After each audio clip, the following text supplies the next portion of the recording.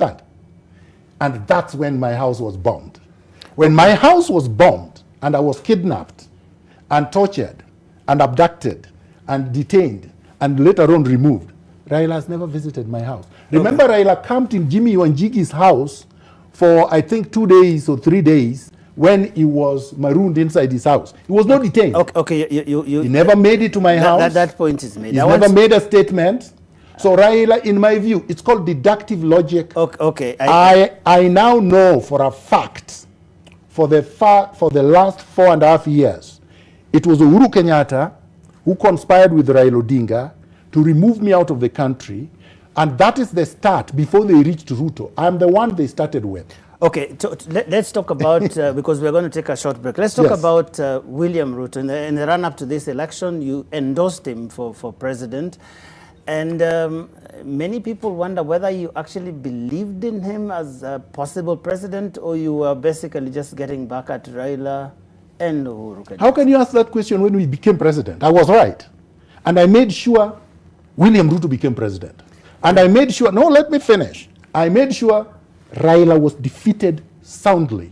I say soundly. The reason I asked Dr. Miguna, you referred to Dr. Ruto as a demagogue, not too long ago. No problem. You have called him a corrupt man, and all of that. So and what does Raila call Uhuru Kenyatta? That's what I'm saying. Did you genuinely believe in him when you had called him? Because those are serious allegations you make about someone. Listen, Joe.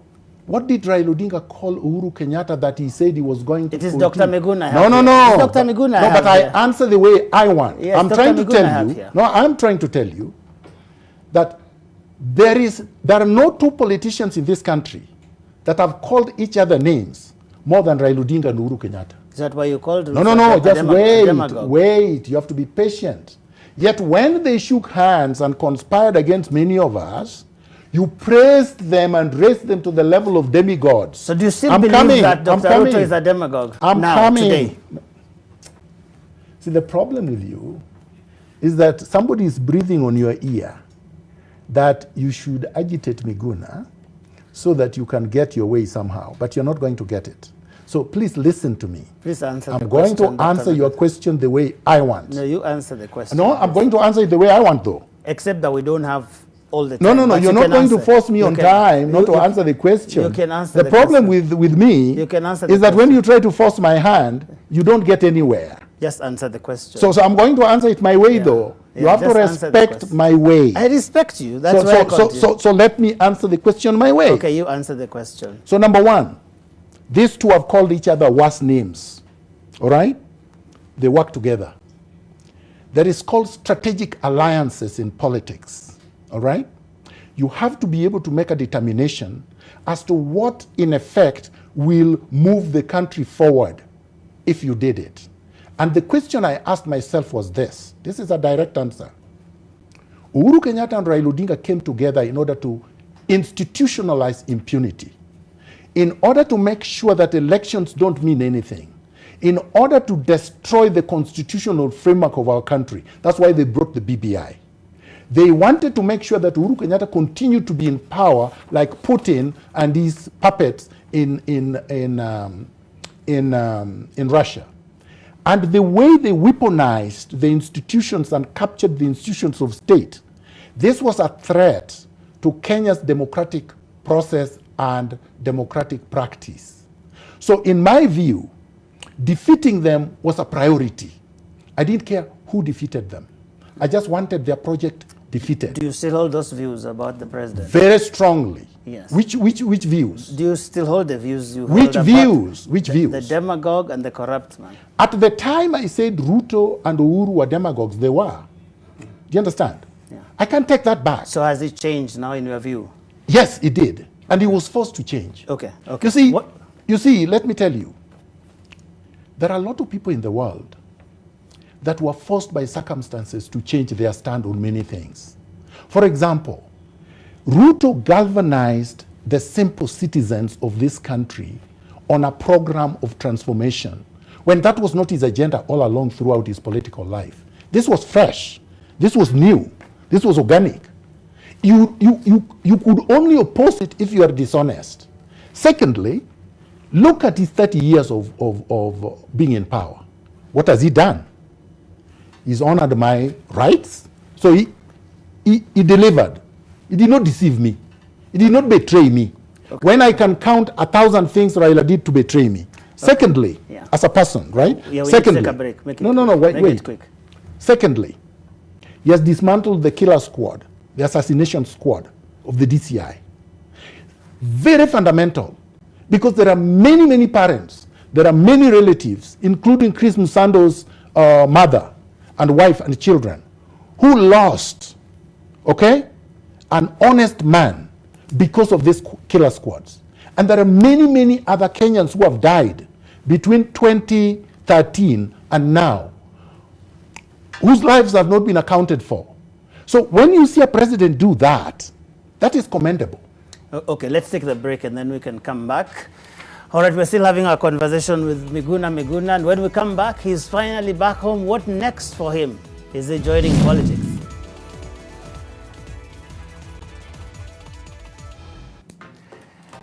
Dr. Miguna, you know, you have given examples of Satan, Ondeto, and someone is asking me whether it is true I voted for Ondeto, but that's for another day. Now, let me ask you, recently there have been interesting developments from the Office of the Director of Public Prosecutions, where he has moved to drop quite a number of cases, a lot of them corruption-related cases.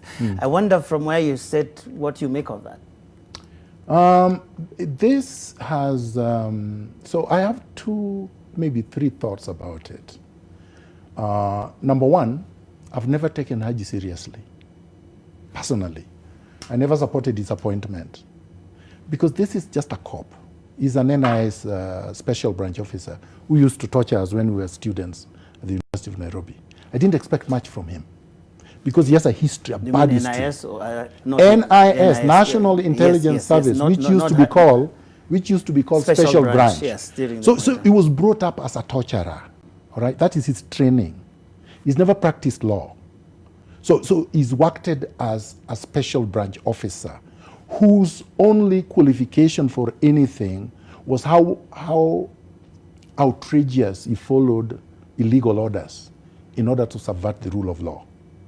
So that's number one. Is that what you think he did? No, so that's number one. So I never expected anything out of him. So secondly, remember, he took me to court for a crime I had not committed. Remember, he authorized the blowing up of my house. And he authorized the illegal persecution, which all the courts told him, this is wrong. Remember, he disobeyed habeas corpus orders, all right? Not just me. There are many people who have disappeared, and people have gone to court, and Haji has done nothing. So I don't just blame the DCI. I blame Haji as responsible, if not more, because he's more educated. We expected more from him. He actually heads the prosecution service, including the investigations by the DCI. So when this body is being disbanded, when Kinoti is going, Haji should be next. The mere fact that Haji says from his actions that he arrested people, charged them, prosecuted them on behalf of the state to please those in power, disqualifies him, indicts him, and I've said that much, and makes it a duty for Haji to be charged together with the DCI Kinoti. But wouldn't someone say that perhaps maybe now, if that were to be true, what you are saying, that the withdrawal now would raise eyebrows whether there is pressure from the current regime? Well, it would. It would. But to me, as I have told you, because I'm not somebody who has supported him, if it is somebody I've supported, because I've seen lawyers throughout the 5 years and whatnot glowing over him, and I've asked them, so all these things Haji is doing, you are okay with them, because why are you praising him? How can you attack Kinoti and you support Haji, and Kinoti brings the file, and Haji is the one who charges and prosecutes? So if Haji thinks all these cases are bogus, why did he take them to court? Okay, so Haji can argue evidence came up that was not there. What is it? Because he needed to call a press conference like they do in Western countries. If there is a major development in a case, say for example, a witness comes up that was not known, or a witness changes their story, or there is DNA evidence that has just come up that was not there. You see, legitimately, a prosecutor can call a press conference and say, look, gentlemen and women, this is what I was doing. This is the evidence I had. Now, in view of this, I now have changed my position. But when it is 2, when it is 3, when it is 4, when it is 5, when it is going to 10, then you question, what kind of a person is this? Okay. So for me, Haji has no integrity, has no legitimacy. Haji is a quack. Haji is a crook. Okay, Dr. Yes. Miguna, talking of integrity, we have seen the vetting that is going on in Parliament, Yes. and a lot of questions being raised about the nominees. Does it concern you, as someone who speaks a lot about issues of integrity and rule of law, that people who have been nominated to positions such as cabinet secretaries have issues like that around them? Do you think that's an issue, or they have to be found guilty somewhere for us to be worried? No, to tell you the truth, it does concern me. And you know, ask, I will bring his name up because it's obvious and people know. If you ask Musalia Mudavadi, if you ask Raila Odinga what I said when we were drafting the constitution, they know. My point throughout was once you are charged, you are out. Do you know what Raila told me? Miguna, if you do that, then I can't even run for president. So I asked him, Jacob, when were you convicted? He said, no, but you know. So he brought this, all right? He insisted against my advice that this rule that you have to be convicted, and after conviction, the appeals have to be exhausted before anybody is found culpable, before they can leave public office, was brought to us by Raila Odinga. I opposed it. So now look what it has done. It is a wrong thing. If it were me, let me tell you, I would not do it. I would not appoint them if I were the president. But I'm not the president.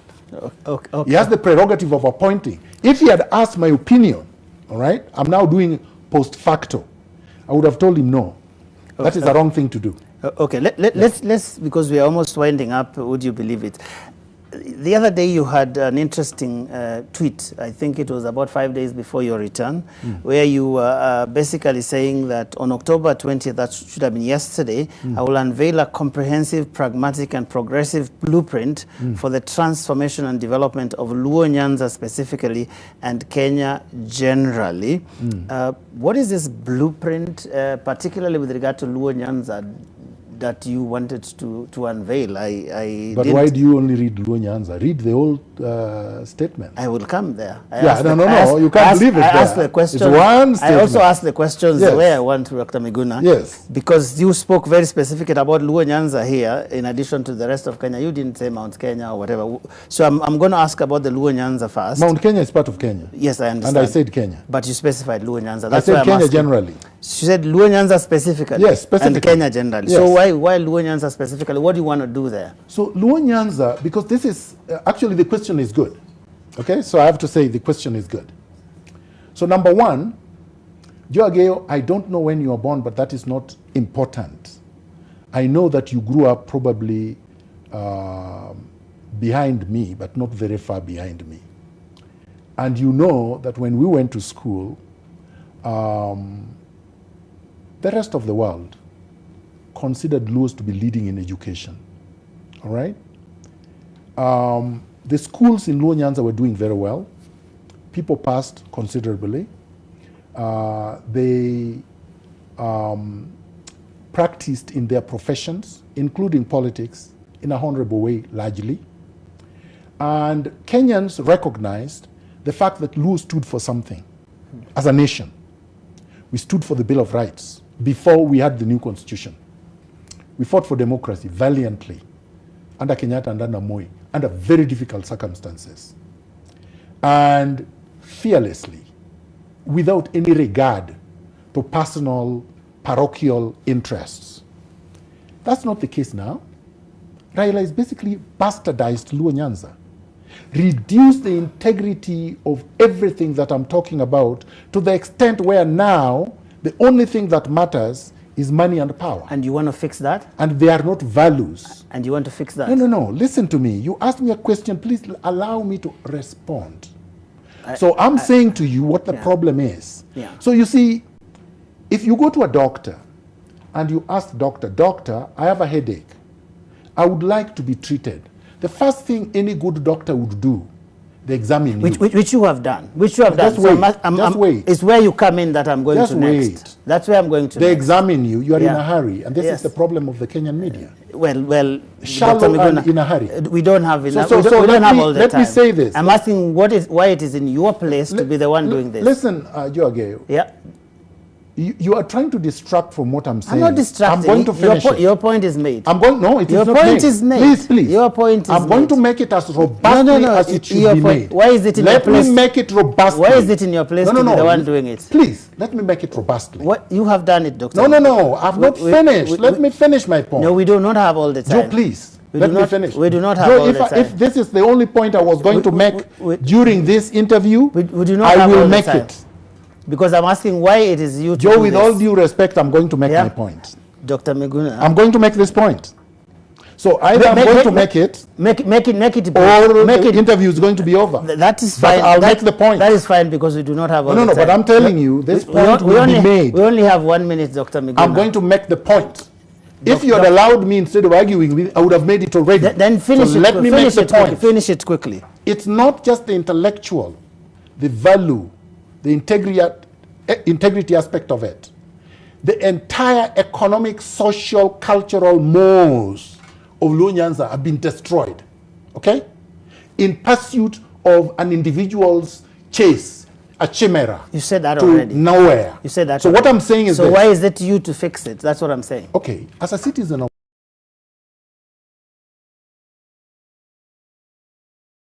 of the Republic of Kenya, as a human being, I have a duty, a responsibility, just like you do, to correct the wrongs that we live with here so that the future generations can live in prosperity, peace, and tranquility. I believe that I'm not here, as Museveni says, as a biological substance. I have a brain. So do you see yourself as some kind of a liberator from this? No. I'm part of the liberation movement. Okay. I've always been. And yes, I'm going to play a very pivotal role to the liberation of the Luo nation and Kenya in general. That I make no qualms about. All right? Maybe that could be the thing you finish with. What is this substantive role that you want to play in this country from now on? The substantive role I've always played. Joe, I don't know when you went to the university, but in 1987 you were alive. And you know that Miguna was exiled from Kenya. Why? Right?